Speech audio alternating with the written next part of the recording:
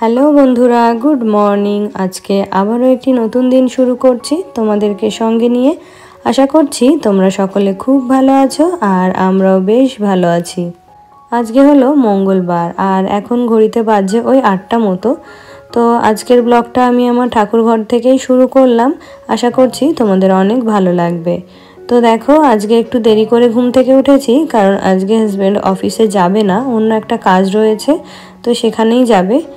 তো দেখো, এমনিতেই তো দেরি করে ফেলেছি, মানে দেরি করে ঘুম থেকে উঠেছি। তো তাড়াতাড়ি করে বাসি কাজ, ঠাকুর ঘরের কাজ কমপ্লিট করে এসে রান্নাটাও বসিয়ে দিলাম। তো এই যে রান্নাঘরে এসে যে কাজটা প্রথমে না করলেই নয়, তো সেটাই আগে করে নিলাম। ভাত আর ডালটা আগে বসিয়ে দিলাম, তারপরে এদিকে দেখো চাটাও করে নিচ্ছি। তো তোমরা হয়তো অনেকে জানো, আবার অনেকে জানো না যে আমাদের বাড়িতে কিন্তু প্রত্যেক দিনই ডাল রান্না হয়।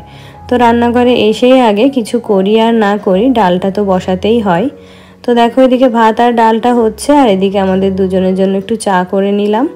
তো চাটা শেষ করে যে সবজিগুলো ছিল সেগুলোই দেখো কেটে নিয়েছি।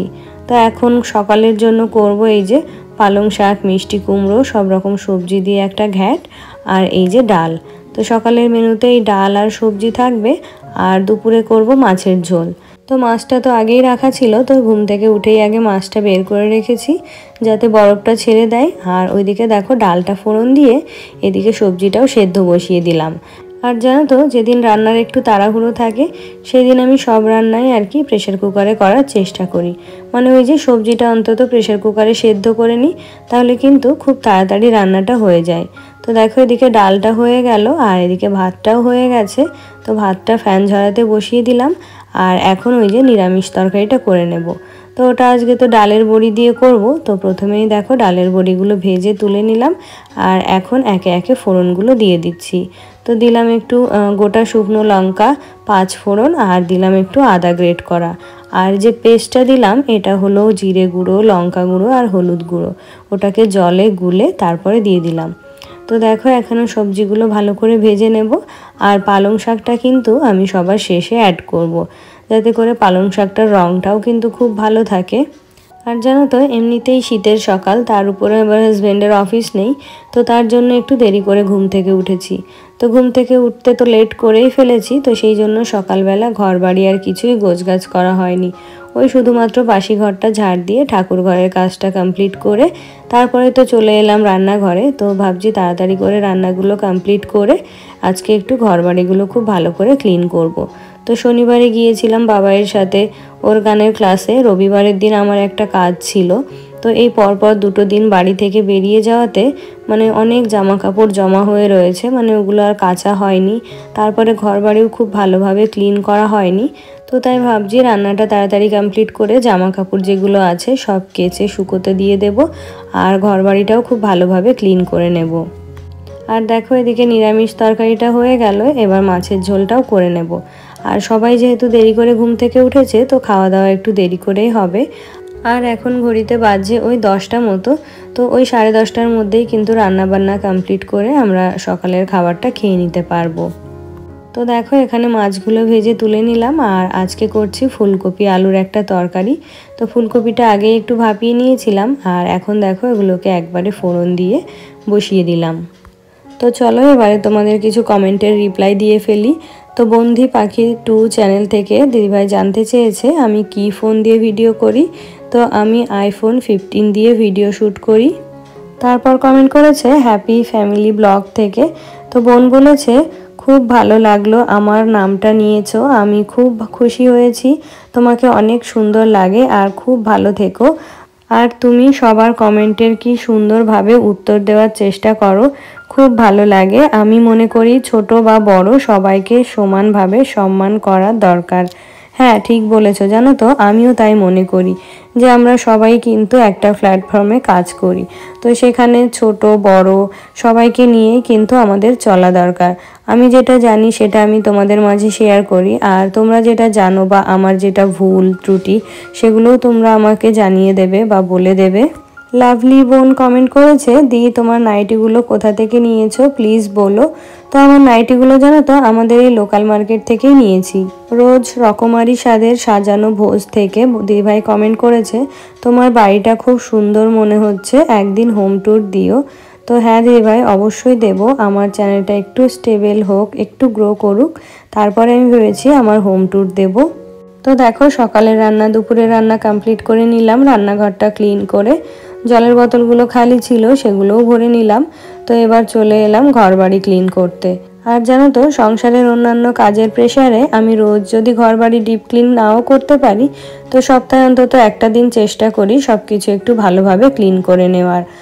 তো আজকেও দেখো রান্নাবান্না খুব শর্টকাটে করে নিয়ে এখন চলে এসেছি ঘরগুলো একটু গোছগাছ করে নিতে। আর জানো তো বাবার তো এক্সাম শেষ হয়ে গেছে, তো এখন তো ওর বইয়ের সাথে কোনো সাক্ষাৎ নেই, আর এখন এই বইগুলো আর প্রয়োজনও হবে না। তো বইগুলো আমি সুন্দর করে গুছিয়ে রাখছি, তো আবার যখন নতুন ক্লাসের বই দেবে তখন আর কি নতুন বইগুলো রাখা হবে। তো এই যে বইগুলো আগে বুকশেলফের মধ্যে গুছিয়ে রেখে স্টাডি রুমটা আজকে ভালো করে ক্লিন করে নেব। তো দেখো বিছানাটার কি অবস্থা। তো বাড়িতে বাচ্চা থাকলে যেটা হয় আর কি, তাও তো এখানে একটু কম জিনিসপত্র রাখে, আর নিচের ঘরে কি করে ডাইনিংয়ের সমস্ত চেয়ার নিয়ে পুরো ডাইনিংটাকে ব্লক করে রাখে। তো সেগুলো আমি আর দেখি না, ও ঠাম্মি দাদুই আর কি ওগুলো সব গুছিয়ে নেয়। আর এ দেখো বিছানাটা গুছিয়ে বিছানাটা ঝাড় দিয়ে এখন এই যে এই ঘরে একটা ওয়াল শোকেস ছিল মানে আলমারি, সেটাও এখন ভালো করে ক্লিন করে নিচ্ছি। তো এখন এই যে খাটের তলাগুলো কিন্তু খুব ভালোভাবে ঝাড় দিয়ে নিয়েছি, তারপরে এখন পুরো ঘরটা খুব ভালোভাবে ক্লিন করে নেব। তারপরে আমার বান্ধবী পূজা লিখেছে, শিপ্তি তোমার ওই রুমগুলোতে কেউ থাকে না, খালি থাকে গো, খুব সুন্দর লাগলো, রেসিপিগুলো দারুণ।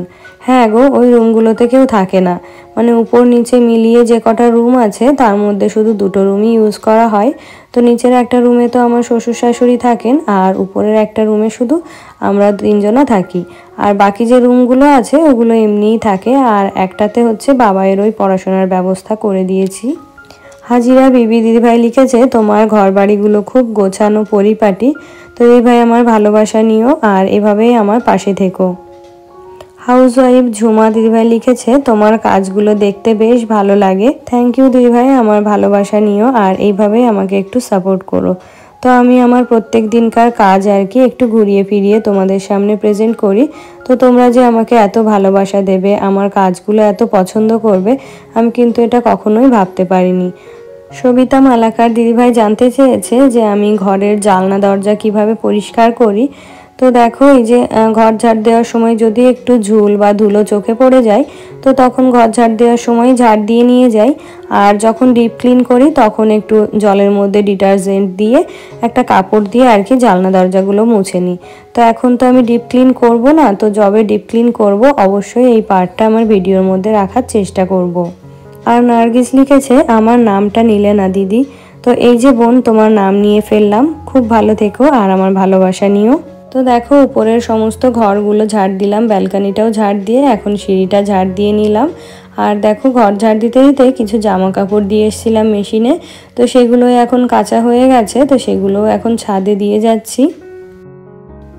তো অন্যান্য ঘরগুলো ক্লিন করার সঙ্গে সঙ্গে আমার ঘরটাও কিন্তু ক্লিন করে নিয়েছিলাম।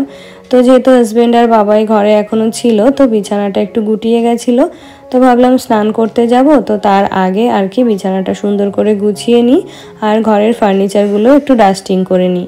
তো যেহেতু এতক্ষণ হাজব্যান্ড আর বাবাই ছিল ঘরে, তো এই কাজগুলো আমার করা হয়েছিল না। আর জানো তো ঘরে লোকজন থাকলে সেইভাবে কাজ করে এগোনো যায় না, কেমন যেন একটু মনে হয়। তো ওরা একটু বাইরে গিয়ে বসলো আর সেই সুযোগে আমি ঘরটাকে ক্লিন করে নিচ্ছি। তো তোমরা যারা আমার ভিডিওতে কমেন্ট করছো, তোমাদেরকে ছোট্ট একটা পরামর্শ দিতে চাইবো।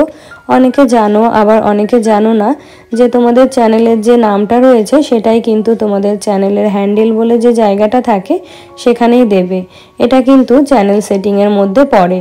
তো তুমি যখন হ্যান্ডেলে তোমার চ্যানেলের নামটাই দেবে, তখন তুমি কমেন্ট করলে তোমার চ্যানেলের নামটাই কিন্তু শো করবে। আর জানো তো আমি যদি তোমাদের এই প্রত্যেকের কমেন্ট পড়ে রিপ্লাই করতে যাই, তাহলে কিন্তু আমার কাজগুলো আমি ঠিক করে শেয়ার করতে পারবো না।